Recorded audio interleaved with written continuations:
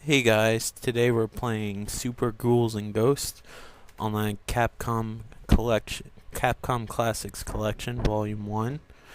This is one of the few games that was actually, I believe it wasn't ever released in the arcades. I think this is a direct port of the Super Nintendo version, which unfortunately had a lot of slowdown and they didn't fix that, but it's a fun game nonetheless. It's hard as crap just like the other ones. I think this game's a little bit more fair than the arcade games, but that's not gonna mean that you're gonna see a whole lot of stuff going on here.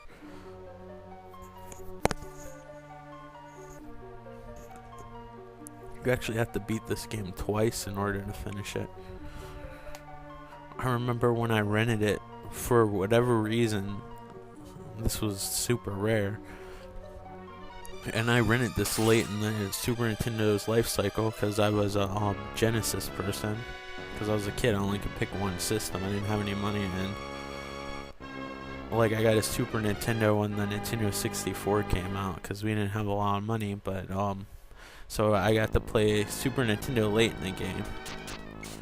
So most of my experience is from the Sega Genesis. But I remember playing this and renting it. And usually when you rent games, somebody always lost an instruction manual. How? I don't know. I never lost an instruction manual. And they happened to have they left the instruction manual, and then it happened to have a page with all the passwords in it, so I actually got to experience this game. I have to say, some of the later levels are actually easier than the beginning ones, which is weird in my opinion. Like, I was able to beat the first final boss, because you gotta beat this game twice, which I couldn't do now. No way.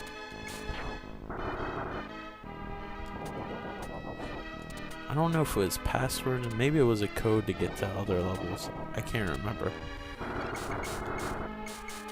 Oh, I don't like that. So pretty much, maybe this weapon just sucks. I think you can shoot in any direction. Yeah. Maybe. That's what I remember. I know you can double jump, which is awesome. This game has a lot of Mode 7 special effects. One thing about the Super Nintendo, and I have no idea if it has to do with quote-unquote blast processing, but when I got a Super Nintendo after playing Sega Genesis games for a long time, I always felt like the Super Nintendo, a lot of the games anyway, had a lot of slowdown. This was one of them, but this was one of the first efforts on the system. At least the coffins don't kill you when they immediately come out of the ground. I always liked how this series kind of teased you. It was like, you have to go here. Castlevania kind of did it, but it's a little bit slower and way more capable at Castlevania than I am at this game. God, so that's just pitiful.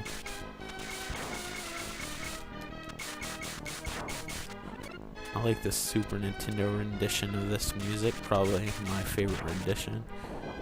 I take that back, I think I like the Commodore 64 version. I like how when the games on the Commodore 64 come out, the music's usually, I mean, I know it's a SID chip and it's gonna sound completely different regardless, but it's like the music, like developer, or whatever you want to call them, music artist, would go off on a tangent, and like the music would be completely different than what was actually in the game. And I mean completely different, not sound wise, but like note wise. There might be subtle hints of the original song in a lot of the games, but it's usually forgiving because it usually sounds way better anyway. The double jump's handy, the slowdown is not. I feel like Arthur moves a lot slower in this game. I wish I had Maximo to share with you guys. I don't have the PSP version, and I don't have the PSP that can hook up to the TV, so I don't know how I would show it to you anyway, beside when I recorded that Castlevania game where I had to film with the camera. I'm gonna try this again because that was a short video. I usually can at least get to the water parts, which isn't very far. I think I can get past that. Like right when you see that boat is usually right after that is usually where I get destroyed.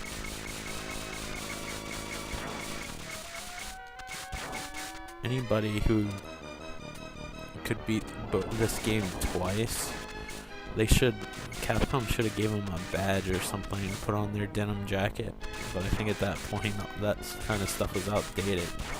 They should do that stuff now though. That was like, I guess, the first kind of achievements you got. There's a lot of good ideas that they had back then that I think would be cool now. And style-wise, retro is almost in now. But I think, like, when it comes to, like, retro things being popular, it usually doesn't go that far back. It usually just goes to the NES and that icon. Although,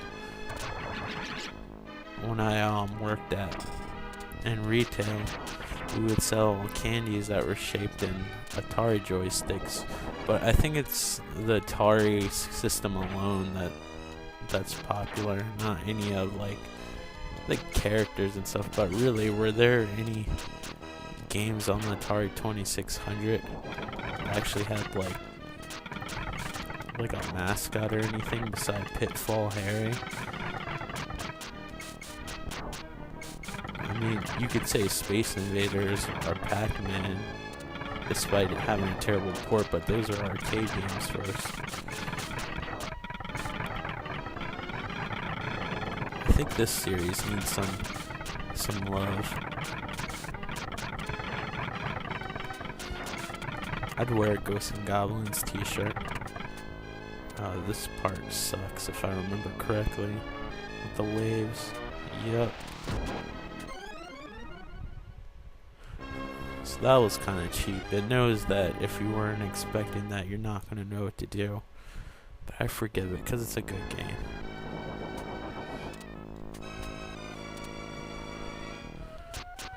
So apparently this level was inspired by the Poltergeist. I don't know. I made that up. But it reminds me of the Poltergeist when the land was kind of moving around and graves are coming up.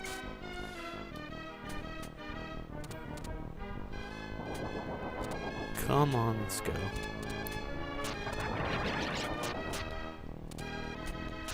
So I said you could shoot up, but it looks like they actually took that away from Ghouls and Ghosts.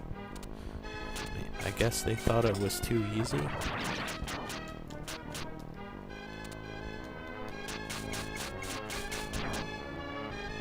Could have sworn you could shoot up on this, but that's what happens when you try to go by memory.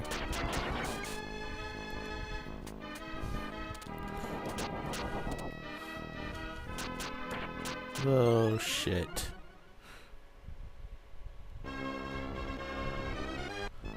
Alright. This is the last go. Let's make it happen. Wow. That didn't last long, did it?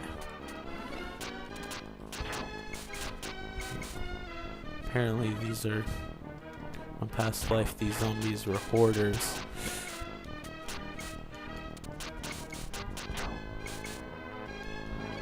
Some armor would be greatly appreciated. I kind of feel exposed a little bit here. Author is on Marvel vs. Capcom 3. And I think he's one of the worst characters to play as, which sucks. But it's cool that he has a lot of his weapons and stuff. But it sucks that he never got love beyond the 16-bit generation. Oh, limited credits. That's not cool. But anyway, this was Super Ghouls and Ghosts. was on the PlayStation 2 version of the Capcom Classics Collection, Volume 1. It's also available for the Xbox. There's a version on the PSP, but I don't know if it has this game on it or not, because the PSP version is completely different. But the PSP does have a version of Ghosts and Goblins that's actually, from what I heard, it's really awesome. I haven't played it myself. It's one of those 2.5D games. But yeah, this is also available on the Super Nintendo if you want to play it on the original thing it came out on. But anyway, guys, thanks again for watching. I'm sorry I couldn't show you more of this game. I'm by no means a pro at these games, but like I said, it's a good game. It functions well. It's fun, but it's blisteringly hard. But it's a game that I feel like if you played enough and were determined enough, you'll have fun with it, as long as you keep in mind that you're gonna die a lot. But anyway, guys, please remember to like, subscribe, and leave a comment. And also remember to check out my channel page where I have a list of playlists. So if there's a particular kind of video that you want to watch beside watching just contemporary videos or older games, you can select what kind of games you want to watch, among other things. And check out the channel description, because there's a list of consoles. If there's a game that you want me to play on any of those consoles, send me a message either on Facebook, YouTube, or Twitter of the game that you want me to play, and I'll be more than happy to play it, as long as I have a way to play it, or if I have the game, etc., etc. But anyway, guys, I'll talk to you later, and take care. Thanks again for watching. Bye.